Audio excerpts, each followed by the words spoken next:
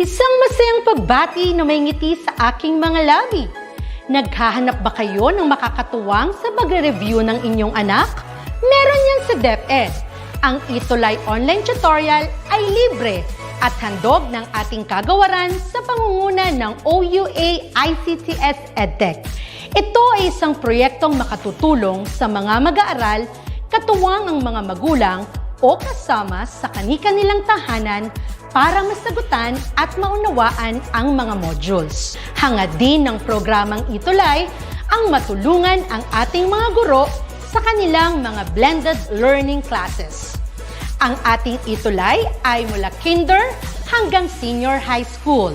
Bukod sa academics, meron din tayong mga special programs gaya ng All is Wellness, Reading and Math Remediation, Storytelling, Mommy Tech Talks, Classes sa Gramatika, Speech Class, Financial Literacy, at marami pang iba. Pinalawig din ng ETUlay ang ating Alive program para sa mga mag-aaral mula grade 1 hanggang grade 3. Gayun din ay mayroon tayong ALS program at SPED tutorials na makasisigurong makakamit ng lahat ang inclusive education. May SPED hotline na rin para sa inyong mga katanungan patungkol sa special education. Kaya, subaybayan mula Lunes hanggang Biyernes, mula 9 ng umaga hanggang 7 ng gabi ang ating ETUlay. Sa ating pagtutulungan, maiaangat natin ang bawat isa. Ating itutulay ang pagkatuto upang di mapigil ang pag-aaral ng kabataang Pilipino. Itulay natin ito, sulong edukalidad.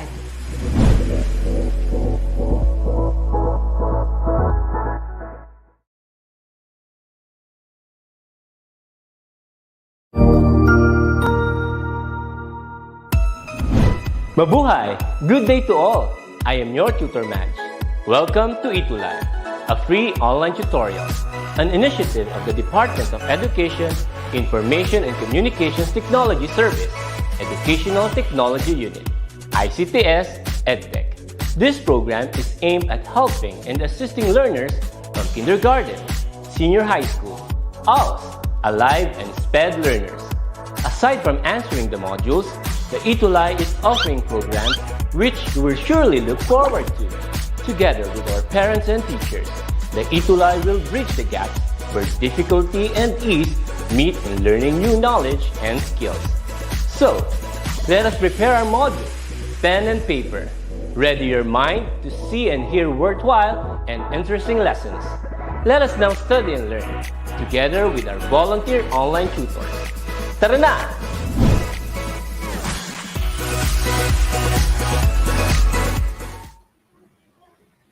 And good afternoon po sa ating lahat na nanonood, estudyante, guro, at syempre mga administration natin din sa schools and division offices. Magandang hapon po. Welcome to our ETUlay session, Matalino Friday. Ako po si Tutor Joshua at kasama ko po si Tutor Jordan in this endeavor. Pero ngayong session po ay hindi siya makakasama sa atin ngayon sa ating pagtatapos ng quarter 2 lessons for our school year 2021-2022. Ayan po, no? So again, naanyayahan po natin yung ating mga estudyante, magulang, pati ang ating mga guro para po ay makasama sa pag-aaral po ng matematika. Kasi po, nandito ang ETUlay para itulay ang paggabay ng ating pag-aaral. Ayan po. Dahil po sa ating pagbabalik, medyo matagal-tagal po tayong hindi nakapagkita-kita. Kaya nga po, kami po ni Tutor Jordan ay malugod na inaanyayahan kayo to join or like, subscribe, and share ang ating bagong Facebook page for DepEd ETUlay and subscribe to our YouTube channel, DepEd ETUlay, para mas lalo tayo maging updated at lagi tayo may babalikan if ever we do not understand the lesson. O pwede nating ulit-ulitin nga. If we are naghahabol, kung naghahabol man tayo, kung tayo ay advanced at gusto natin ng enrichment para mas lalo tayo maraming resources when we review or study. Ayan po. And this February, we also celebrate, ayan po, ang ating National Arts Month na may temang Sining ng Pag-asa. So ngayong February 12, bukas ata ang ating opening for our National Arts Month, and we are hoping that our students, our tutees will join our activities for our National Arts Month. And three of our programs is for our grade 4 to grade 6 students. So bilang grade 5 students, no, ito yung mga pwede nating salihan. We have our solo instrument. Our vocal person there is Ma'am Romary Punong Bayan and Ma'am MC Causaren. And for hip-hop dance, we have John David Martin and Sir Nathan Almirante. And for our arts, for grade 5 ay painting.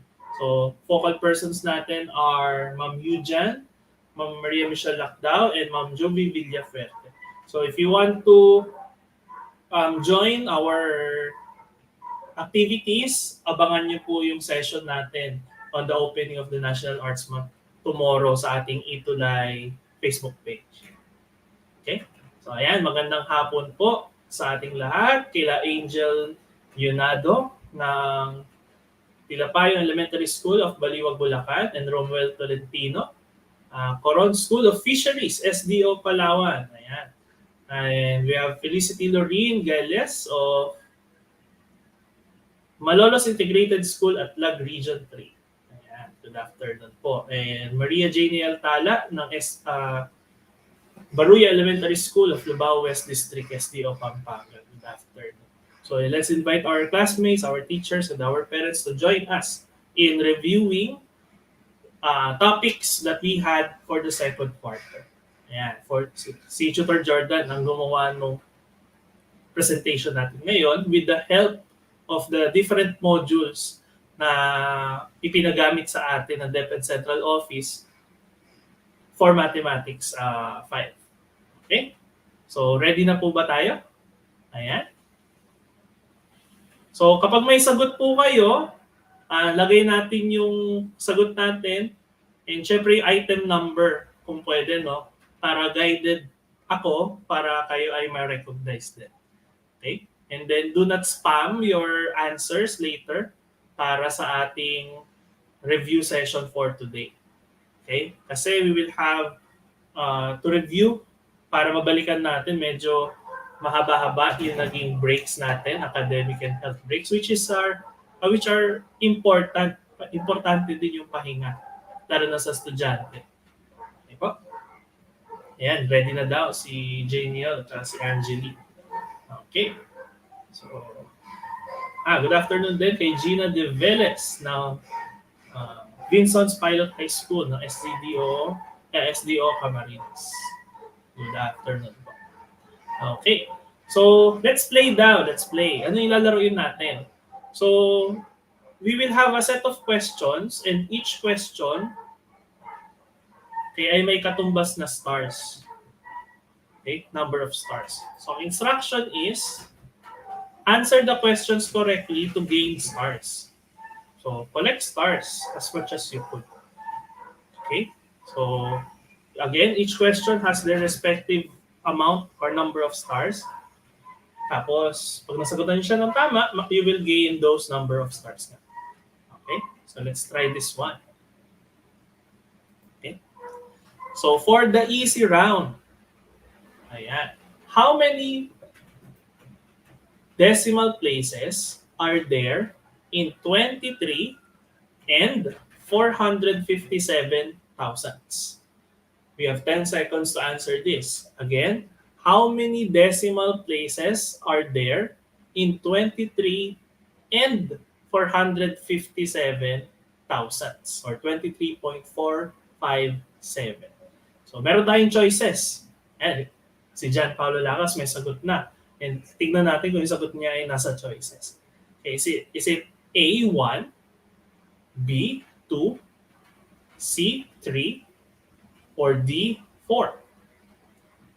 Okay? So tama yung ginagawa ng mga students natin, no? Lalagyan nyo ng item number para hindi tayo malito din. Ayan. Okay. We have Hindi pala nasimulan yung time. Sige, let's give you another 10 seconds. Oh, excited talaga yung mga students natin sa pagbabalik ng ETUlay Matalino Friday. Ayan. So answer for number 1 is C, 3. Okay, bibilangin lang natin yung digits after the decimal point. So we have Fiona Ariola, we have Steven Berhonia Riola, Kerubin Villamor, and we have kanina, David Sander Ang, nakakuha ng correct answer. So lagyan natin ng konting space, students, yung sagot natin kung numerical yung magiging final answer. Okay po? Kasi nagmumukha siyang 1.3 para hindi tayo malito. Lagyan natin ng kahit man lang dalawang space after we write our answer or after we type our answers. Okay? So, yung mga nakatamang sagot, meron na kayong 1 star. Yan. Okay. So next, let's have the second question. Okay. What is the result when you take away 3 2/10 from 9 2/10? Again, what is the result when you take away 3 2/10 from 9 2/10? Okay, so let's have the choices. Is it A, 4, B, 5, C, 6, or D, 7? This is easy round question number 2. Okay, easy round question number 2. Ayan. Let's give you 10 seconds to finalize your answers.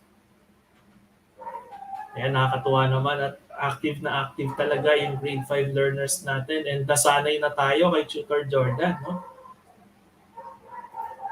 Okay. So we have for numbers 2 of the easy round, the answer is letter C, 6. Ayan, very good guys. So Felicity, that's correct. John Paulo Lacas, that's correct. Pero ang naunang sumagot kanina ay si Kerubin Gabriel Villamor. Sagot niya is 6 po. Tama yun. Okay? So, paano natin yung ginagawa o paano nalaman na 6 yung final answer?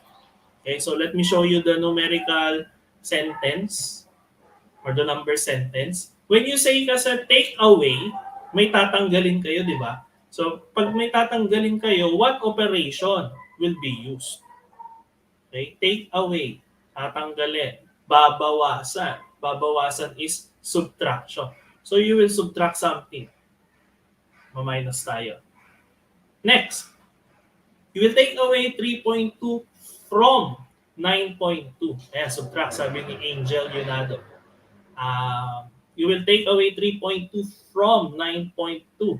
So, saan manggagaling yung ibabawas? So, you will have 9.2 as our minuend. And then we will have 3.2 or 3 2/10 as our subtrahend. Okay? So, that will be our number sentence. At kapag nag-subtract tayo, yung tinuro sa atin ni Tutor Jordan, i-align natin siya doon sa decimal point. Okay? And then we subtract normally from right to left. Okay, sa screen pala, hindi yun yung right. From right to left. Okay? So you will have here 0. 2 minus 2 is 0. And then 9 minus 3 is 6. Tapos 6 and 0/10 is simply 6. Diba po? So easy talaga sa ating mga grade 5 learners. Ayan. Next, let's have easy question number 3. Okay. What will be the rounding digit in 20 and 48 hundredths?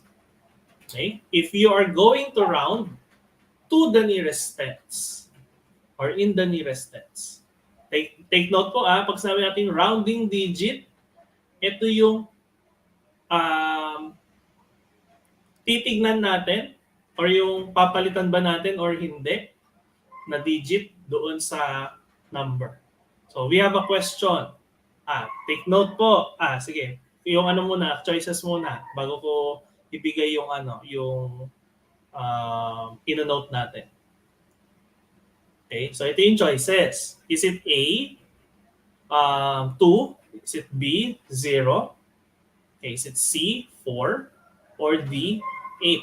Take note of the question, students. Ang question, what will be the rounding digit? Ano yung titignan natin? Ano yung, kumbaga, i-consider natin when we round off 20 and 48 hundredths when we round it to the nearest tens? Ano yung unang-unang titignan natin? Okay, medyo nakakalito pala tong question na to, no? Pero again, I think it's very easy for you. Okay, so 10 seconds. Ayan, may sumasagot ng letter D. Ang sagot daw ni Angeli, ni Janiel, okay, ni Kerubin. Check natin. When we say rounding digit, yung unang natin titignan, syempre, ay yung ayan. At una natin titignan ay yung tenths digit. Kasi syempre, yun yung i-round natin, yun yung pwedeng mapalitan.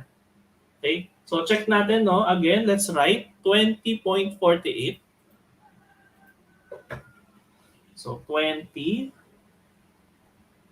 and 48 hundredths. When you say rounding digit, yung una nating titignan, syempre, yung tenths. Okay? So, kasi yun yung ira-round natin. Ito yung dadagdagan or babawasan natin. Okay? So, the correct answer is letter C. And the one who got it correctly is Franklin Vian. Okay, very good. So, yung iba naman sinagot. Sige, actually, yun yung ating follow-up question eh.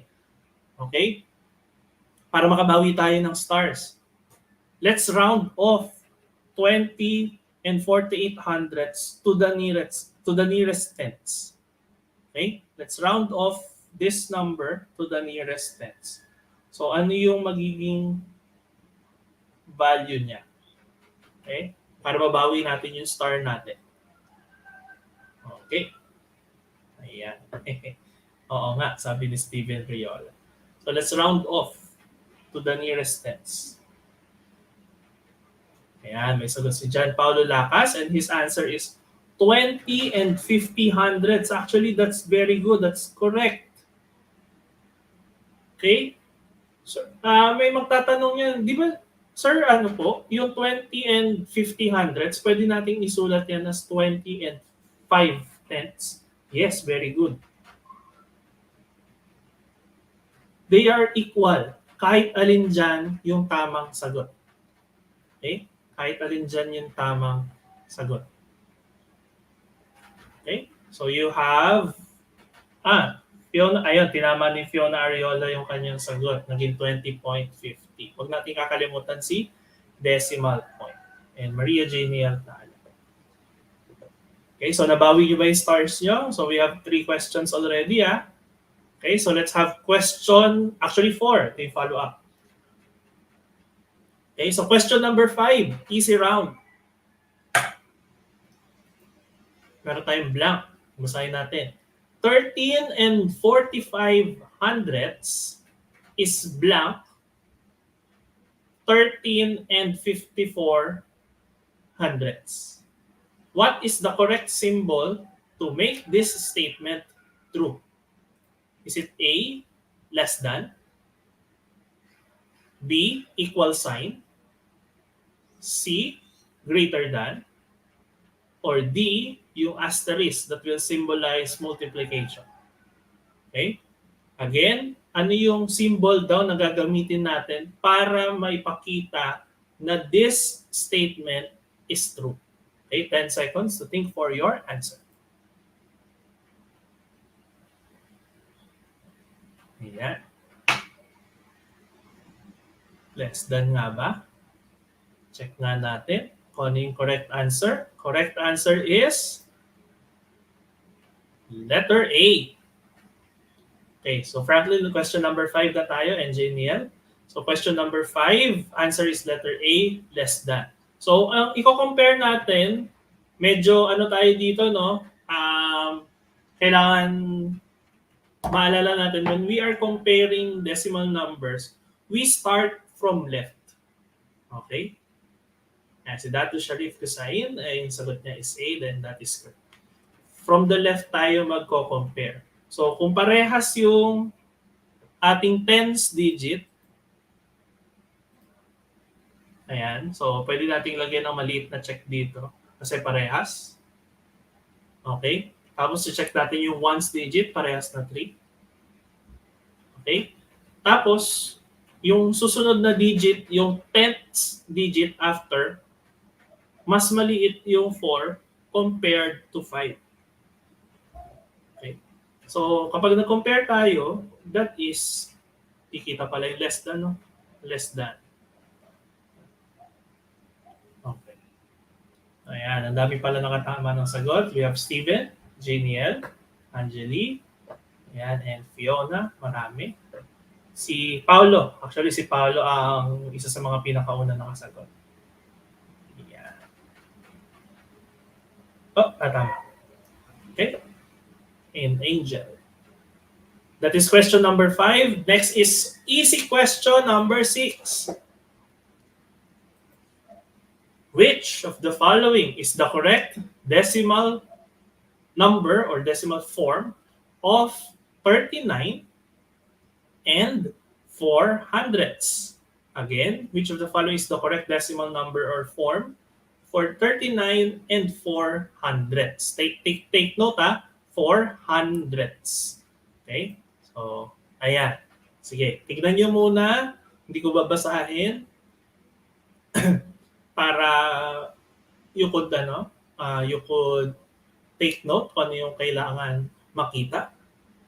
And then, I will start the time now.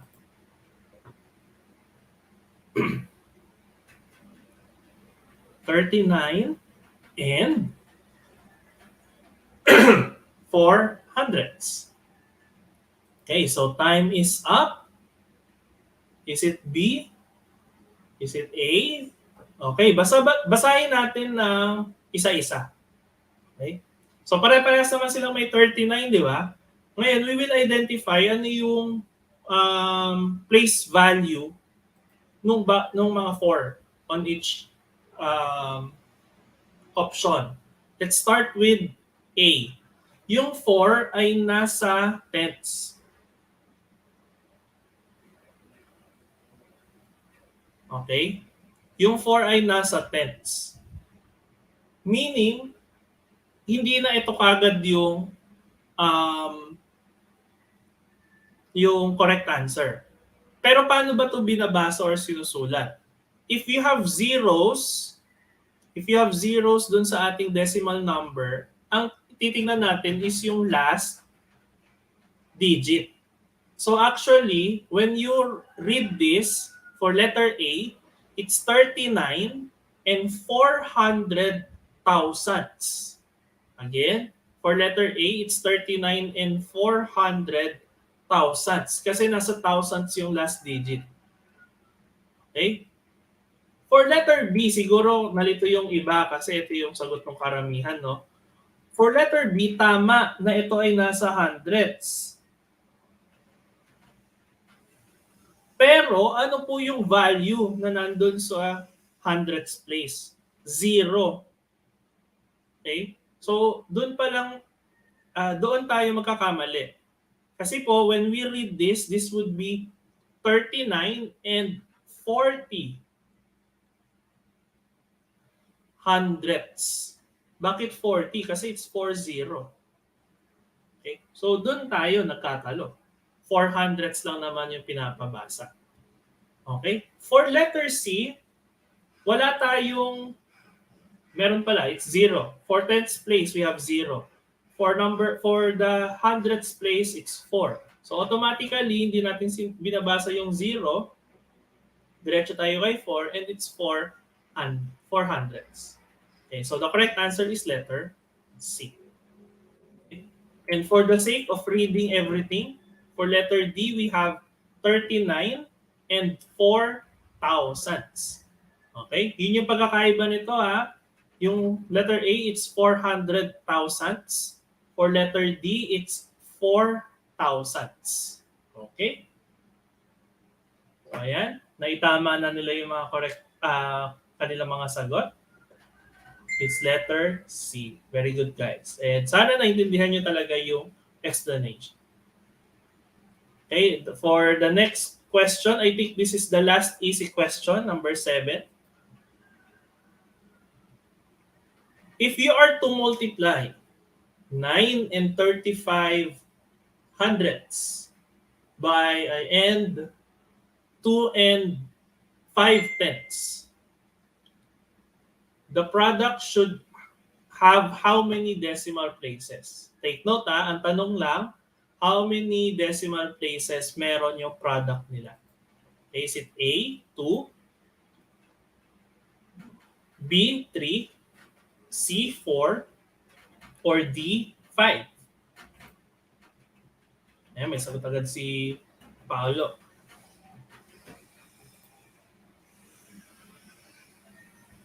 Okay? Ay, nakalimutan natin ibigay yung time. Ayan.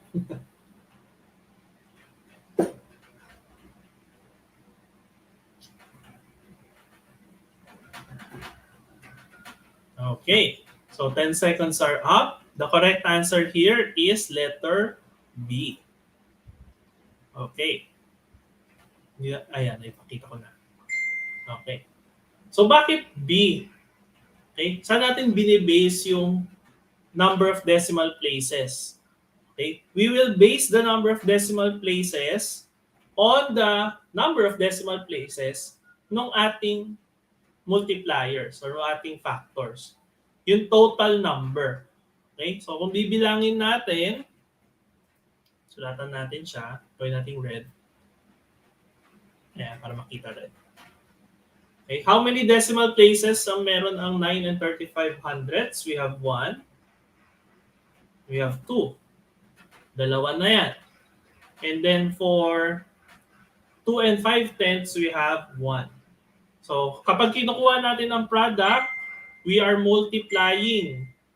Okay? And when we are multiplying, we get the total number of decimal places. So the answer here is letter B, 3. Okay, so we have Maki, Fernando, and Angeli, Steven, Angelica Duque, and Angel. Fiona and Steven have the correct answer. Ayun nga, si Paolo Lacas din pala. Siya yung naunang nakasagot. Okay, so hindi yung pag-multiply niyan ay hindi na natin isasama dun sa easy round. Okay, and we will start the average round now. So gather your points. Meron tayong 7 questions kanina. So, bilangin nyo yan mamaya. Total natin. Okay? So, let's proceed to the average round. For average round, we will have 2 stars for each correct answer. And we will have 15 seconds to answer these questions. Okay? So, for number 15, average question number 1. Balik tayo sa number 1, ha? Okay. What will be the sum of 9 and 35 hundredths and 2 and 5 tenths?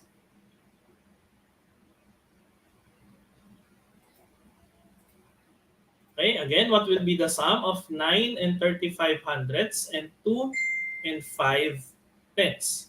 So, bigay natin yung options. We have 9 and 60 hundredths. We have 11 and 80 hundredths, 11 and 40 hundredths, or D, 11 and 85 hundredths. Ayan. Huwag kayong malito kapag sum ang hinahanap, that is addition. At kapag addition, may importanting rule. Rule number 1 natin yon kapag nag-add tayo na decimal numbers. Okay. So the answer here is letter D. It's 11 and 85 hundredths. So ano ba yung rule natin? Ayan, tama si Sharif and si Paulo. Again, this is again number 1 natin for the average round. Why is it D? Bakit hindi C yung sagot? Kasi 35 plus 5 naman, 40, di ba? Ano ba yung first rule when we are adding decimal numbers? What's the first rule? Ginawa natin yun kanina sa subtraction. Hindi natin may susulat. Try natin sulat.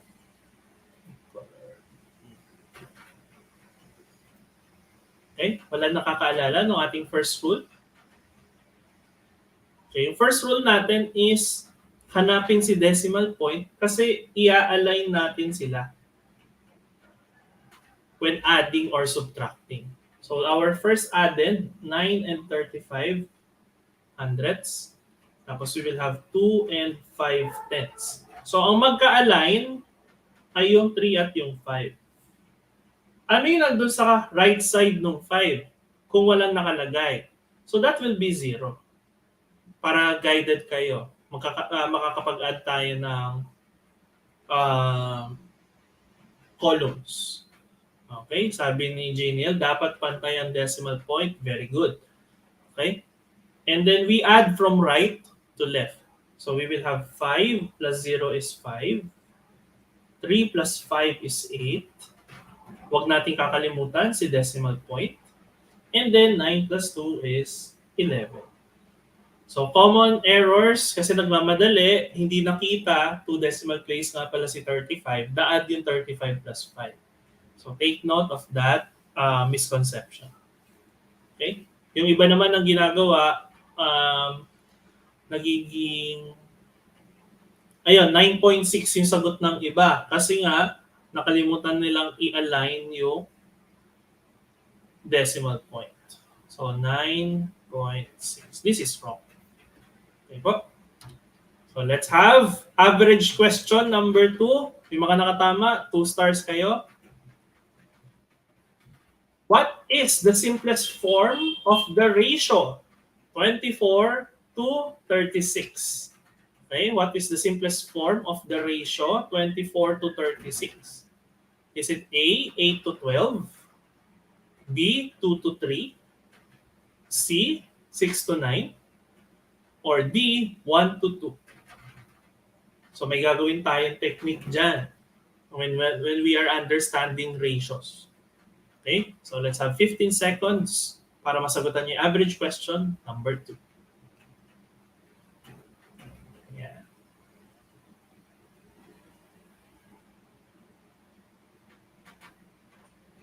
Okay, when we say ratio, it's the comparison of two numbers or two quantities at maraming ways para maisulat natin yung yung isang ratio. At isang way is yung pagsulat sa kanya in simplest form. Okay, may sagot na ba? Ayan, may sagot si Angeli and si Maki. Wait lang po. Okay, correct answer natin is letter B. Ayan, letter B. Bakit letter B? Bakit hindi yung letter A? Parang tama rin naman yung letter A. When we say simplest form, it's the lowest possible value that is proportional to the given ratio. Ibig sabihin po nun, parang kinukuha lang natin yung lowest term ng isang fraction. Kasi di ba when you say ratio, ano lang din naman siya, we could write it as a fraction. So try natin isulat. Ayan, we have 24 to 36 or 24 over 36.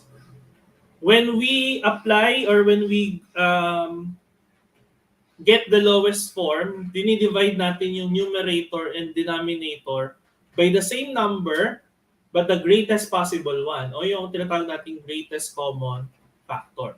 So this could also be written as 24 divided by the greatest common factor of this is what? Is 12.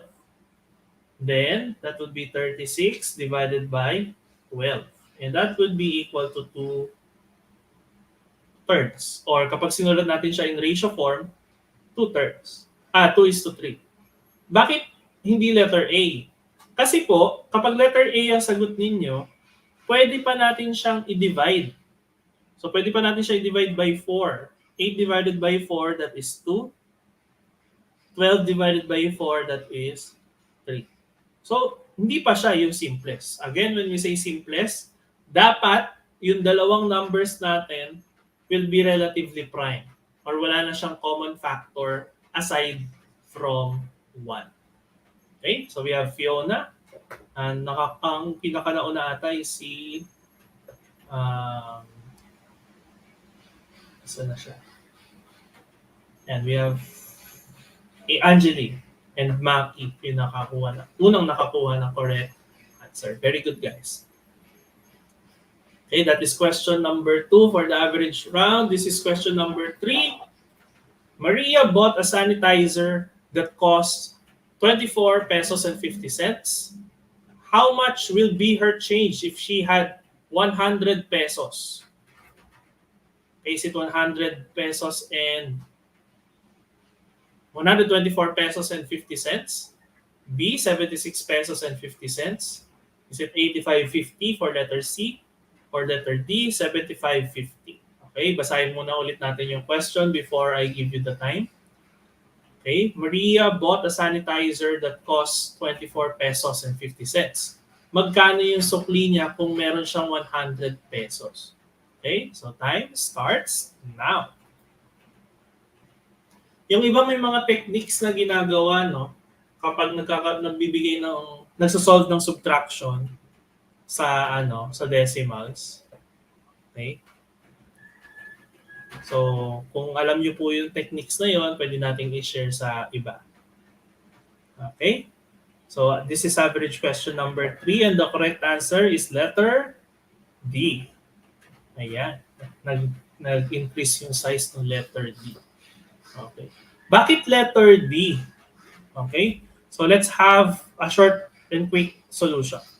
So, that is 100. Oh, nawala.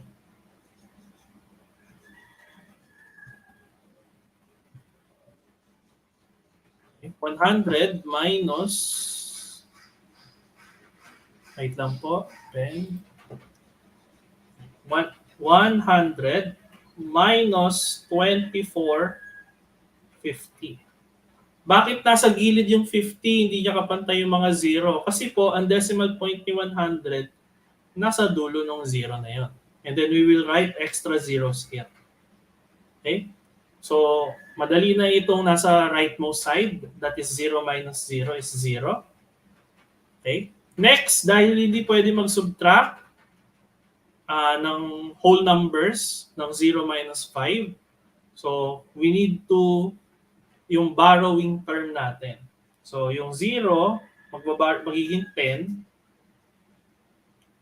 Pero dahil nag-borrow tayo from another 0. And dahil hindi pwede mag-borrow basta-basta, this will become 9. Kasi magbaborrow din siya rito. This will become 9. This will become 0. Kaya yung makukuha natin sagot, 10 minus 5 is 5. 9 minus 4 is 5. And 9 minus 2 is 7. So, tama ba? That is 75.50. Okay? Again, marami pong techniques. Yung ibang technique na ginagawa nung ibang students, excuse me. Kaya ang ginagawa nung iba, naglalagay ng value doon sa ones digit. So, ones nga ba siya? Wait lang.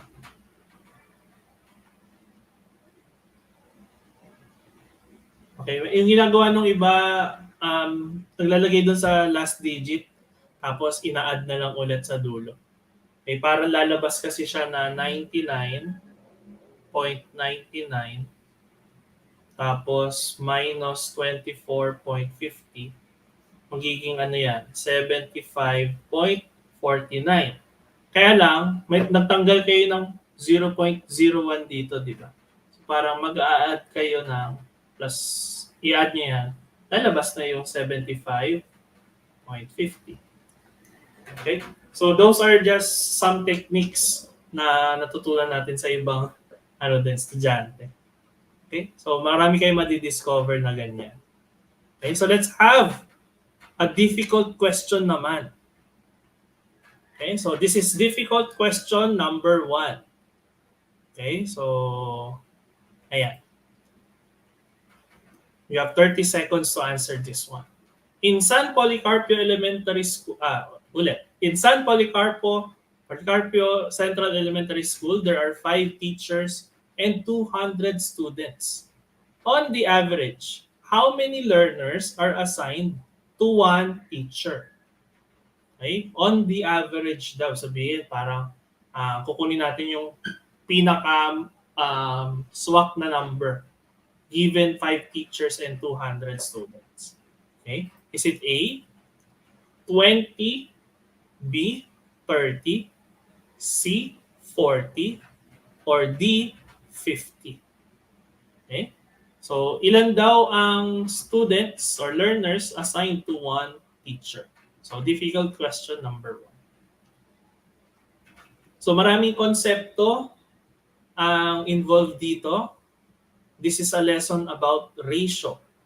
Pero when we talk about ratio, there are operations na kailangan nating ma-master. One is multiplication, the other is division. Okay? So, ayun na yung clue. Alin kaya doon yung gagamitin nating operation? Ayan, tinaman niya yung sagot niya. That's okay. Okay. So, sabi ko nga, there are 2 operations that we could use. It's either multiplication or division. In this problem, pinakamadaling gawin is division. Bakit? Kasi po, we have 200 students. And we will divide those students to our teachers. So, 200 divided by 5 is simply letter C, 40. Ayan, we have John Paulo Lacas, Angelique, Maki, Fiona, dahil naitama niya yung sagot niya. And then we have Felicity Lorraine. Very good, guys. So, again po, no, this lesson is on ratio, pero yung mastery natin sa operations, malaki po ang may tutulong yan. Okay, and one last difficult round question. We have Rico, who spends 25 pesos and 75 cents for snacks per week. Okay? And then, kung meron daw, how much would 5.5 weeks of snacks cost? So, para mag-multiply naman tayo rito, no? Kasi per week, 25 and 75 siya. Pero kung 5.5 weeks yung kanyang yung kakain siya ng snacks per week, magkano kaya yung total? Okay, is it A, 140 and 25? B, 140 pesos and 625 cents? C, 141 and 50 cents? Or D, 141 and 625 cents? Okay, 30 seconds. Time starts now. Yeah. Okay, so again, we will multiply. Kapag nagmo-multiply, bibilangin natin yung number of decimal places nung given factors or multipliers. Kung tatlo yan, dapat tatlo rin yung ating final answer.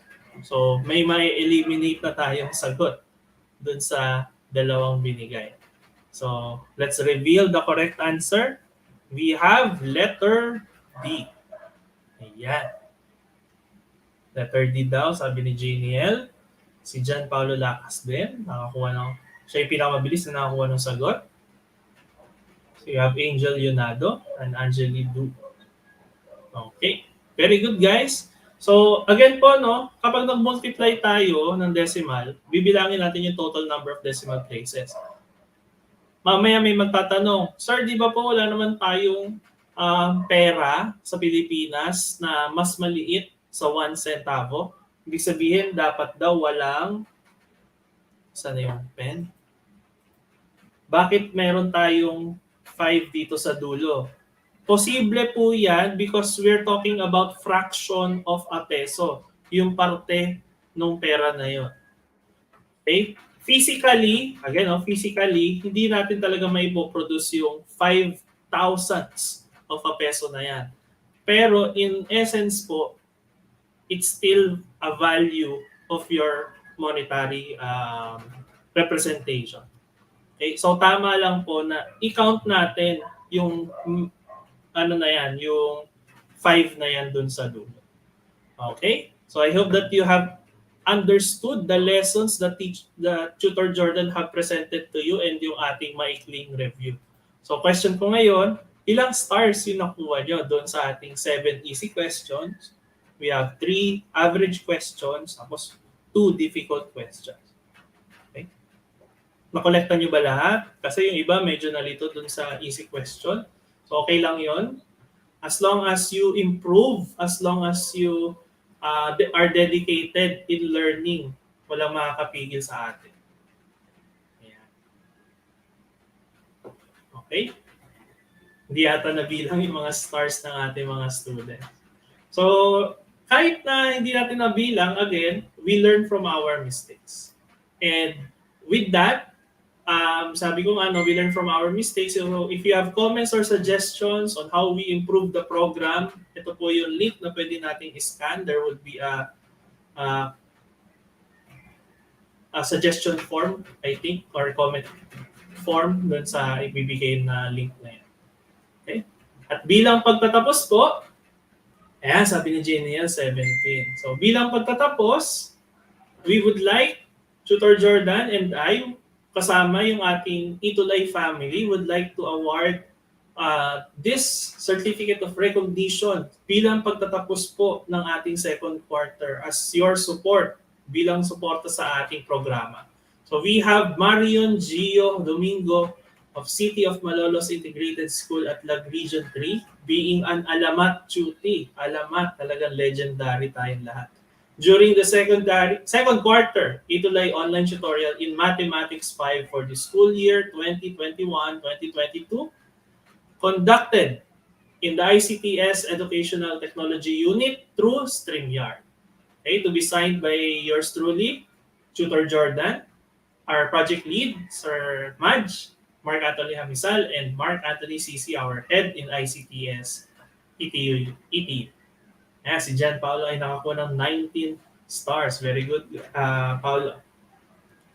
Kaya hindi lang nag-iisa yung ating ma-awardan ng certificate. We also have Maria Janiel Tada of Baruya Elementary School, Region 3. Huwag ka sana magsawa, Janiel.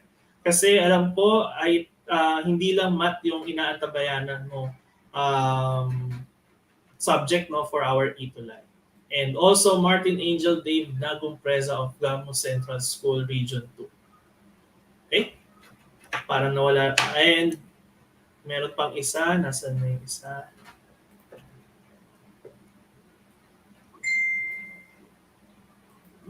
Ayun. Nawala ito. Wait lang po.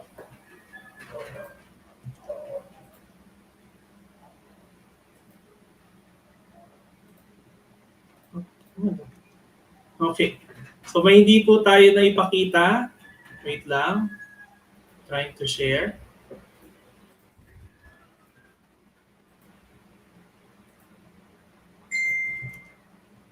Hindi na ipapakita yung pangalan ng school. Okay, sige. Sasabihin ko na lang po. We would like to also express our gratitude to the City of Malolos Integrated School at Lag of SDO Bulacan, Region 3 for being the most active school in this quarter. Yung suporta po ng school ninyo is through the support also of your students and your teachers under the institution. At maraming salamat po kasi yung tagumpay ng ETUlay ay tagumpay po galing sa suporta ng bawat isa. Ayun po. And with that, doon po natin tatapusin ang ating quarter 2 Mathematics 5 at marami pa po nakahandang programa ang ETUlay para sa inyo mga estudyante. Okay po. Dito po, natatapos sa ating tutorial session for quarter 2. Tandaan na pwedeng ulit-ulitin yung lessons para lalo nating maunawaan, maintindihan ang mga ito. Kaya kung may katanungan po, available po lagi ang ating ETUlay for your support. Maraming salamat po and a very happy weekend.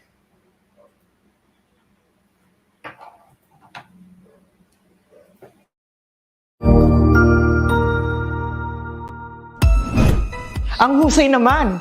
Natapos mo ang iyong tutorial session kasama ang iyong mahusay na ETUlay tutor. May bago ka bang natutuhan? I-share na yan gamit ang hashtag ETUlay Level Up. Huwag aalis ha dahil may susunod pang programa na pwede mo ring panoorin at salihan dahil naghihintay na ang iyong mga tutors. Happy learning dito sa ETUlay!